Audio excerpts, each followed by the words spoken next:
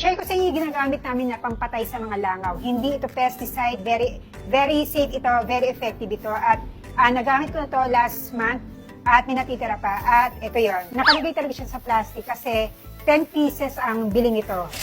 Tapos, ang nagamit ko ay isang piraso pa lang. 1, 2, 3, 4, 5, 6, 7, 8, 9. Ito yung makikita nyo sa harapan. Ayan. At ito makikita nyo sa likod. At ang nakasulat sa instructions ay mekos-mekos mo na yun, mga incense. Charot. So ngayon ipapakita ko sa inyo kung gaano to ka-effective. Very safe ito. Ilalagay nyo lang sa lalagyan at dito ko siya ilalagay para makita nyo. Tapos mas malangaw sa labas dito sa likod kasi meron kaming aso na lalaki. Alam niyo yung mga lalaki. Ito, magbukas na tayo ng isa. At ibudbud natin dito sa lalagyan.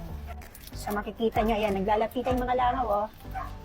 Ayan, makikita nyo, binubudbud ko pa lang, pero naglalapitan na yung mga langaw, oh. Wow! Hindi yan scripted, hindi ko binayaran yung mga langaw para lumapit dito sa pain nila, Makikita nyo kung gaano ito ka-effective, ayan. So ito yung itsura niyan, medyo, kulay pula.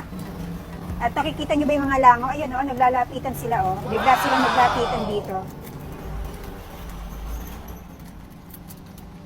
Hindi naman siya masyadong maamoy, pero meron something dito sa pamatay ng langaw na ito na sobrang nakaka-attract sa mga langaw para lumapit agad sila kahit binubuhos ko pa lang itong pamatay ng langaw na ito. Ayun, nakikita nyo, di ba? Nagkakagulo sila, oh.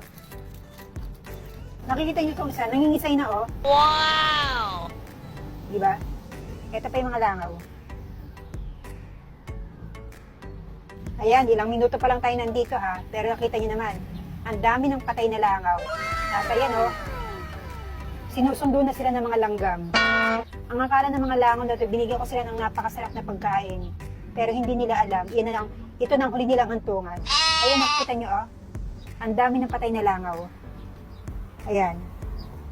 Ganyan ka-effective itong pamatay ng langaw. At hindi lang ito isang gamitan, ha. Matagal ang epekto nito. Katulad dito, ito yung una kong ginamit. Hanggang ngayon, pag may dumadapon na langaw dito, matay din sila. Kung problema din sa lugar nyo, sa bahay nyo, ang mga langaw, eto, subukan nyo ito. Very effective. Imekos-mekos nyo na yan, mga insan. At i-click nyo lang ang yellow basket